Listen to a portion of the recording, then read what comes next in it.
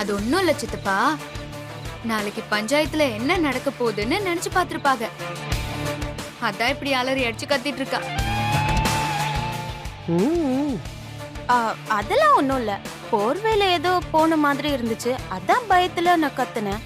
மத்தபடி பஞ்சாயத்துக்குலாம் நான் எதுக்கு பயப்படணும்? போர்வைக்குள்ளலாம் எதுவும் போகல, உன் மனசுக்குள்ளதான் பயம் புகுந்துருச்சு. இப்பவும் ஒன்னும் ஆகல. மரியாதையா உண்மையை சொல்லிட்டு நீயே ஓடிரு. ஊர்க்காரங்க உன்னை பாவம் நினைச்சு மன்னிச்சு விட்டுருவாங்க. நாங்களா உண்மையை நிரூபிச்சோன்னு வச்சுக்கோ, அப்புறம் நீ கனவு கண்டதுதான் நிஜத்திலயும் நடக்கும். நான் உன் நல்லதுக்கு தான் சொல்றேன். என்ன நடக்கும்? அதெல்லாம் ஒண்ணும் நடக்காது. பஞ்சாயத்தால என்ன ஒண்ணும் பண்ண முடியாது. அப்படியா?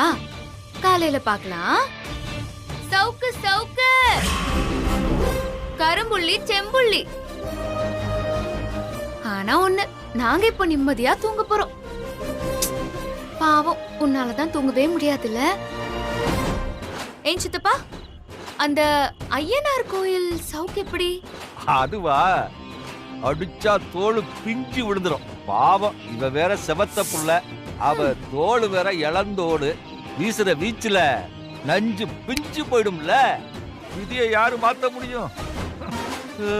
ஓமா, தூக்கம் வருதுமா, வாங்கம்மா போலாம்.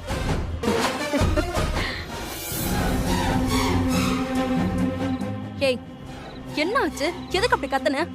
அப்படி என்ன தடி கனவுல கண்ட?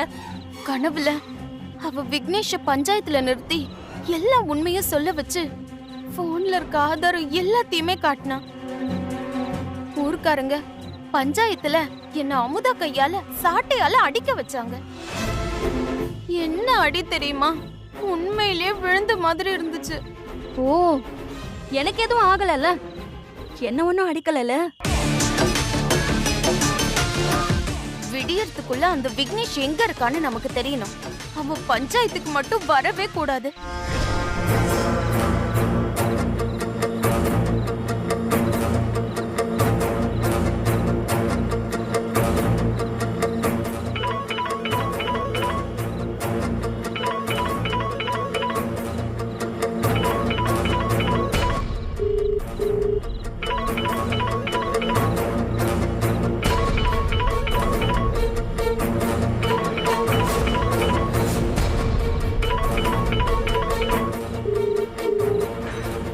என்ன அவ இந்த நேரத்துல ஃபோன் பண்றா?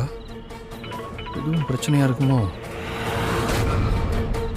இங்க பாருங்க, என்னை எப்படியாச்சும் இந்த சிக்கல்ல இருந்து தயவு செஞ்சு காப்பாத்துங்க. உங்க ஆளுங்க விக்னேஷ கண்டுபிடிச்சிட்டாங்களா? நாளைக்கு அவன் பஞ்சாயத்துக்கு மட்டும் வந்துடவே கூடாது.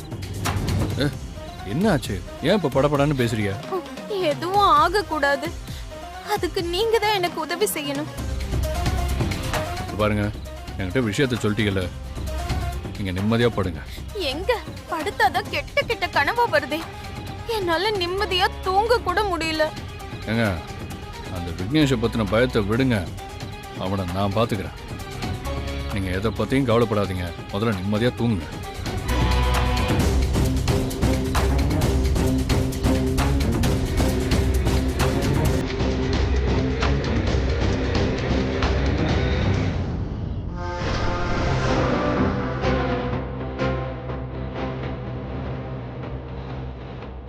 டேய், என்னடா விக்னேஷை பத்தின தகவல் கிடைச்சதா? அண்ணே, நானும் நம்ம பசங்களும் நாலாபுரமா தேடிக்கிட்டு தானே இருக்கோம். நமக்கு நேரம் இல்லடா. விடியறதுக்குள்ள அவன் நம்ம கைக்கு கிடைக்கணும். புரிஞ்சுதா? அதை மனசுல வச்சுட்டு போய் தேடுங்கடா. சரிண்ணே, கண்டுபிடிச்சிடறேண்ணா. டேய் வண்டியர்றா.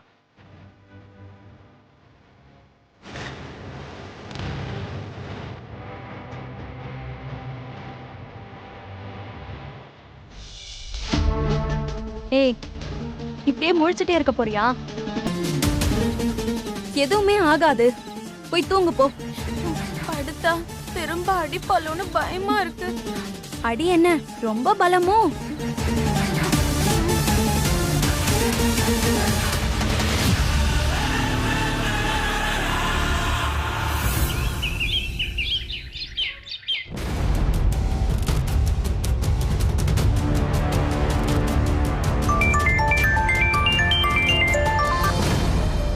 சொல்லுங்க சிஸ்டர்.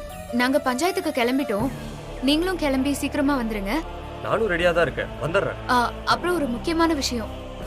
எப்படியோ அவங்க இந்நேரம் உங்களை ஜல்லடை போட்டுட்டு தேடிட்டு இருப்பாங்க. அதனால நீங்க கொஞ்சம் கவனமா இருங்க. அவங்க கண்ணில் படாம வந்துருங்க. என்னால உங்க உசுருக்கு எந்த ஆபத்தும் வந்துடக்கூடாது. நீங்க கவலைப்படாதீங்க சிஸ்டர். நான் யார் கண்ணிலும் படாம வந்துருவேன். நீங்க தைரியமா போங்க. சரிங்க.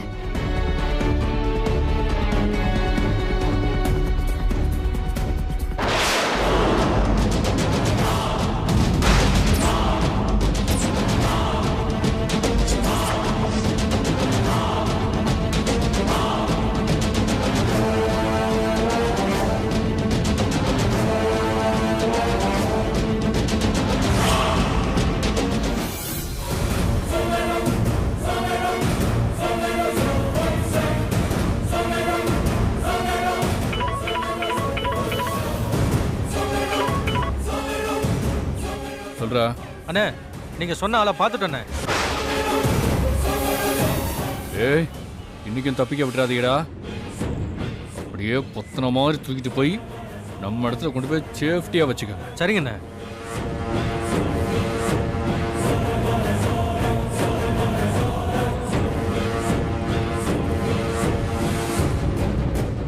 டேய், துணி ரெடியா இருக்கா?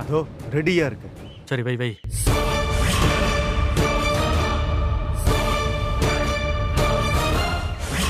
எல்லா பிரச்சனைகளுக்கும் ஒரு முற்றுப்புள்ளி வச்சாச்சுக்கா. என்ன கண்ணு? அத்தை போலாமா? சரி கண்ணு. என்னடி லுக்கு விட்டுக்கிட்டு இருக்கீங்க? சீக்கிரம் பெட்டி படுக்கையெல்லாம் எடுத்து வச்சுட்டு பஞ்சாயத்துக்கு வந்து சேருங்க. அப்பதான் திரும்ப வந்து ஊரை விட்டு கிளம்புறதுக்கு ரொம்ப சௌரியமா இருக்கும். ஏன்னா பஞ்சாயத்துல சாட்டை அடி வாங்கினதுக்கு அப்புறம் உடம்புல தெம்பு இருக்காதுல்ல, அதுக்காகத்தான் இப்பவே சொல்றேன்.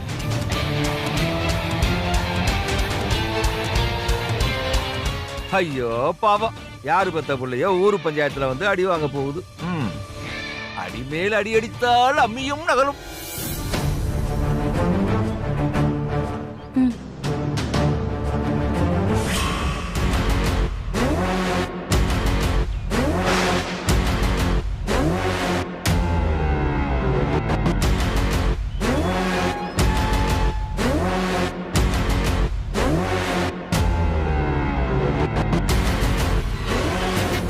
டேய், விட்டுறக்கூடாதரா.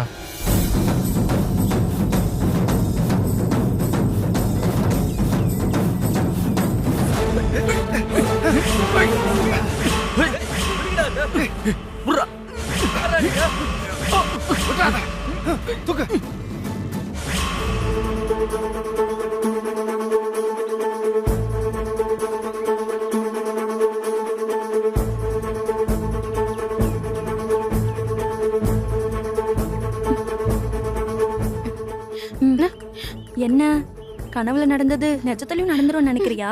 சும்மா இருங்கக்கா. நானே பயந்து போயிருக்கேன். உங்க புருஷன் கிட்ட இருந்து எந்த தகவலும் வரல. அந்த விக்னேஷை கண்டுபிடிச்சாங்களா இல்லையான்னு முதல்ல தெரியணும். அவர் தான் பண்றாரு. என்ன சொல்ல போறாருன்னு தெரியலையே. எனக்கு திக்கு திக்குன்னு இருக்கு. ஒருவேளை கனவுல வந்த மாதிரி நடந்துருமோ? வேகமா போன் அட்டன் பண்ணு. சொல்லுங்க. என்ன நெஞ்சு கடந்து படபடன்னு அடிச்சுக்குதோ? எங்க அந்த விக்னேஷ் வந்துருவானு பயத்துல இருக்கீல? கவலைப்படாதீங்க, அந்த விக்னேஷ் வரமாட்டான். அவனை தூக்கி நம்ம இடத்துல சேஃபா வச்சாச்சு. இனிமே நீங்க தைரியமா இருக்கலாம். பஞ்சாயத்துல தோக்க போறதே அந்த அமுதாதான். ரொம்ப தேங்க்ஸ்.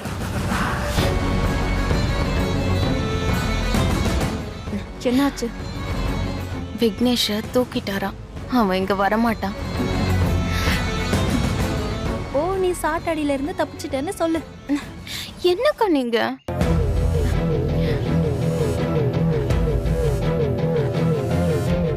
அங்க பாரு, விக்னேஷ் வருவான். நீ யாருங்கிற உண்மையை சொல்லுவான்னு எவ்வளவு நம்பிக்கையோட காத்துட்டு இருக்கா பாரு. அவ திரும்ப திரும்ப என்கிட்ட தோத்துட்டே தான் இருப்பா. வராருப்பா, வந்துட்டாருப்பா. சபைக்கு வந்திருக்கிற எல்லாருக்கும் வணக்கம் வணக்கம். வணக்கம் வணக்கம் வணக்கம். வர்ற வழியில கொஞ்சம் லேட் ஆச்சு போ. எல்லாரும் உங்களுக்கு தான் காத்துட்டு இருக்காங்க. சீக்கிரம் ஆரம்பிச்சு விடுங்க.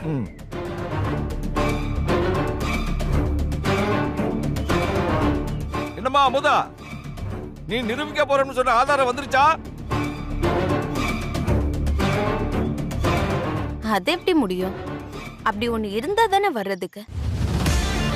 உங்க நேரத்தையும் ஊர் மக்களோட நேரத்தையும் வீணடிக்கிறது இவளுக்கு வேலையா போச்சு.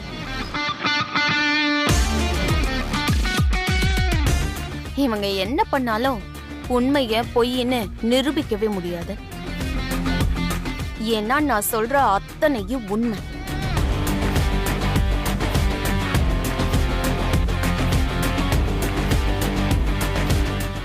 என்னடி விக்னேஷ் வரமாட்டான்னு தெரிஞ்சதும் ரொம்ப தெம்பா பேசுறியா?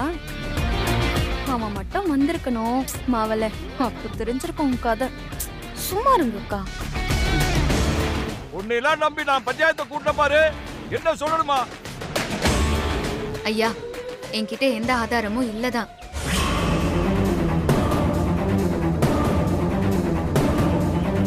ஆனா உங்க நேரத்தெல்லாம் வீணடிக்க ஒன்னும் நான் இந்த பஞ்சாயத்து கூட்டல.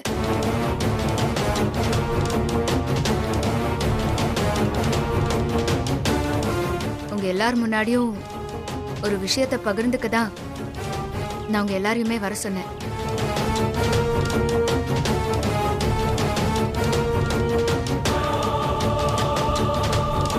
அந்த விஷயத்தை நான் சொல்றதை விட எங்க அத்தை சொன்னாதான் நல்லா இருக்கும்.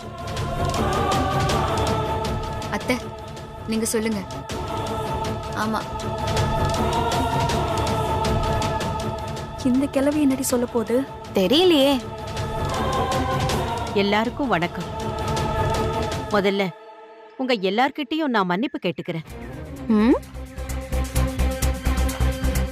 மாயாவோ பிரியாவோ எந்த பேரா இருந்தா என்ன, இவளை நான் மனப்பூர்வமா என் மருமகளா ஏத்துக்கிறேன்.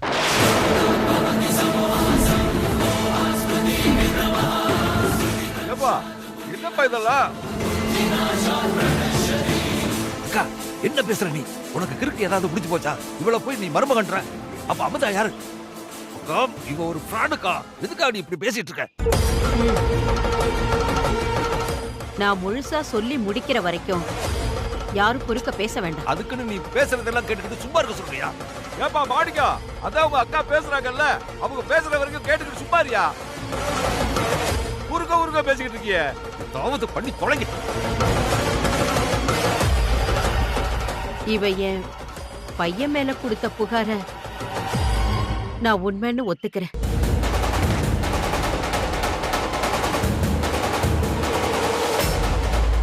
இவளை என் மருமகளா ஏத்துக்கிறேன்.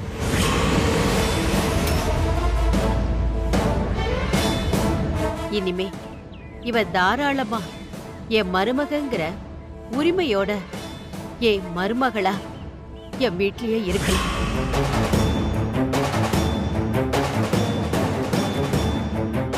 நீங்க சொன்ன மாதிரியே வர பௌர்ணமி அன்னைக்கு என் மகனுக்கும் இவளுக்கும் ஊரறிய கல்யாணத்தை நடத்திடலாம்.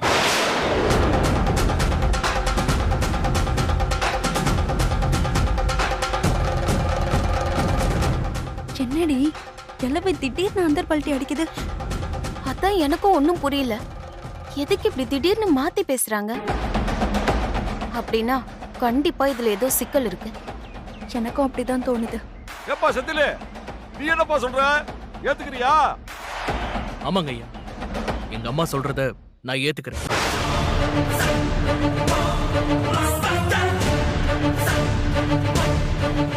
நீங்க சொன்ன தேதியில இவ கழுத்துல தாலி கட்டி இவளை ஊர் அறிய என் பொண்டாட்டியா ஏத்துக்கிறேன்.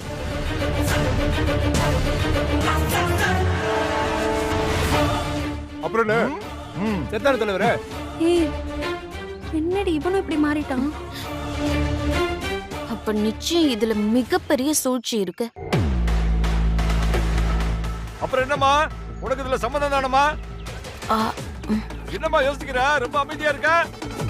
இதுக்கு தானம்மா நீ இவ்வளவு நாளா போராடிக்கிட்டு இருக்க? ஏம்மா, இப்ப இவங்களே முன் வந்து சம்மதம் சொல்லிட்டாங்க, அதுக்கப்புறம் கூட இவ்வளவு அமைதியா இருக்க? இதுல உனக்கு சம்மதம் தானம்மா?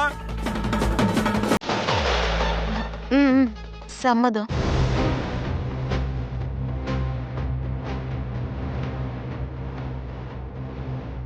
அப்புறம் என்னம்மா, உங்க குடும்ப விவகாரத்தை உங்களுக்குள்ளே சமரசமா பேசி முடிச்சு ஒரு நல்ல முடிவுக்கு வந்துட்டீங்க. இதுக்கு மேல ஊர் பஞ்சாயத்துல என்ன தீர்ப்பு சொல்ல வேண்டி கிடக்கு? அப்போ இந்த பிரச்சனை நல்லா சுமூகமா முடிஞ்சிருச்சுல. இனிமே உங்க விருப்பப்படி நல்லபடியா வாழ்க்கைய துவங்குங்க. அப்போ பஞ்சாயத்தை கலைச்சிடலாம். சரி, அப்போ அவங்களே பேசி முடிச்சுட்டாங்க. வாங்க, நல்லா இருந்தா சரி.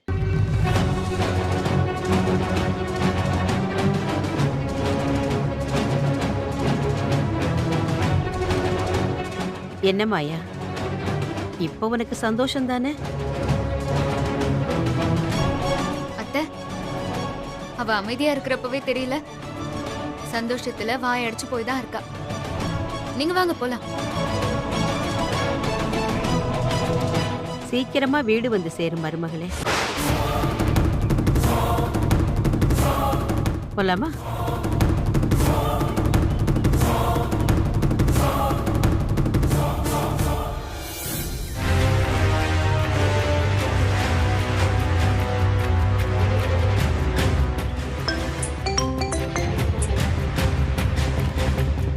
என்ன பஞ்சாயத்தில் தீர்ப்பு நமக்கு சாதகமாக இருந்துச்சா?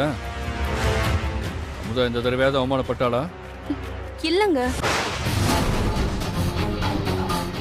ஏய், என்ன சொல்ற? ஆமா, என்ன நடந்துச்சுன்னு தெரியுமா?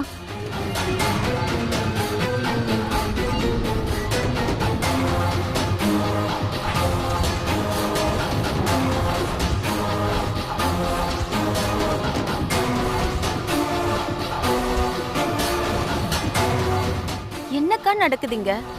எனக்கு ஒண்ணுமே புரியல. நானும் உன் கூட தானே இருக்கேன், எனக்கும் ஒண்ணும் விளங்கல. ஒருவேளை விக்னேஷ் நம்ம கஸ்டடியில இருக்கான்னு தெரிஞ்சு அவன் வரமாட்டான்னு முடிவு பண்ணி பஞ்சாயத்துல அவமானப்படக்கூடாதுன்னு இப்படி ஏதாவது உளறிட்டு போறாங்களா? அதுக்குன்னு இப்படியா சொல்லுவாங்க? வேற என்னவா இருக்கும்? என்ன ரொம்ப குழம்பி போய் கிடக்குறீங்களா? ரொம்பலாம் யோசிக்காதீங்க. இருக்கிற கொஞ்சோண்டு மூளையும் கலங்கிற போது. என்ன விக்னேஷ பழனி தூக்கிட்டாக, அவ இங்க வரமாட்டான்னு பயந்து நாங்க இப்படி மாத்தி சொல்லிட்டதா நினைக்கிறீங்களா? முதல்ல ஒரு விஷயத்தை தெரிஞ்சுக்கோங்க. நீங்க தூக்குனது விக்னேஷே இல்ல. சந்தேகம் இருந்தா செக் பண்ணிக்கோங்க.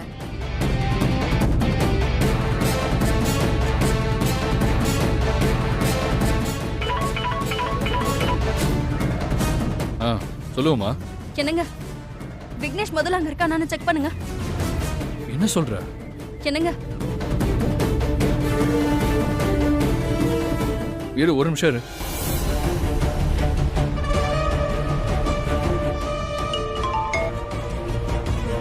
டேய், நீங்க கடத்திட்டு வந்த யாருன்னு பாருங்கடா. ஓகேண்ணே, நான் போய் என்னன்னு பார்த்துட்டு வரேண்ணே.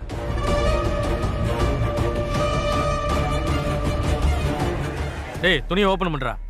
சரிண்ணே.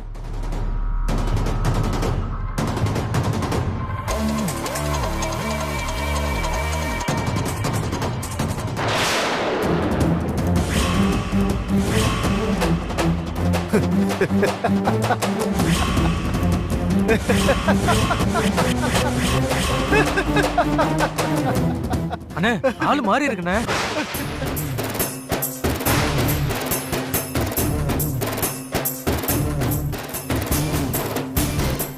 டேய், நீ எப்படிறாங்க? பணத்துக்காக வேலை பார்க்க ஆள் இருக்கும்போது பாசத்துக்காகவும் வேலை பார்க்க ஆள் இருப்பாங்கல்ல. எதிரிங்களோட மூளை என்ன பண்ணுன்னு முன்கூட்டியே யோசிக்கிறவங்க தான் எங்க அமுதா அக்கா.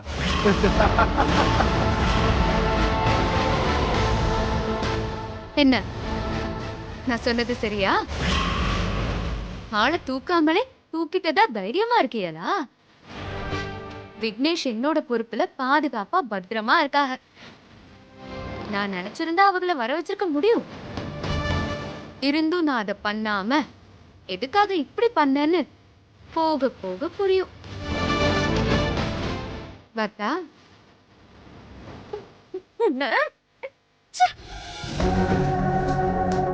ஆதாரத்தை வச்சுக்கிட்டு எதுக்காக இவ இப்படி பண்றான்னு தெரியல. அப்ப அவ கண்டிப்பா ஏதாச்சும் பெருசா திட்டம் வச்சிருக்கா. இனி நாம கொஞ்சம் ஜாக்கிரதையா தான் இருக்கணும்.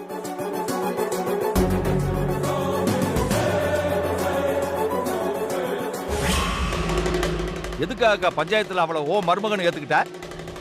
அது வந்து சித்தப்பா அது அவங்க சொல்லல, நான் தான் அத்தையை அப்படி சொல்ல சொன்னேன். அதான் எதுக்கு? நம்ம கிட்ட தான் ஆதாரம் இருக்குல்ல, அப்புறம் என்ன? இப்ப யாருக்கு பயந்துகிட்டு பின்வாங்குறீங்க? யாருக்கும் பயந்து பின் வாங்கல.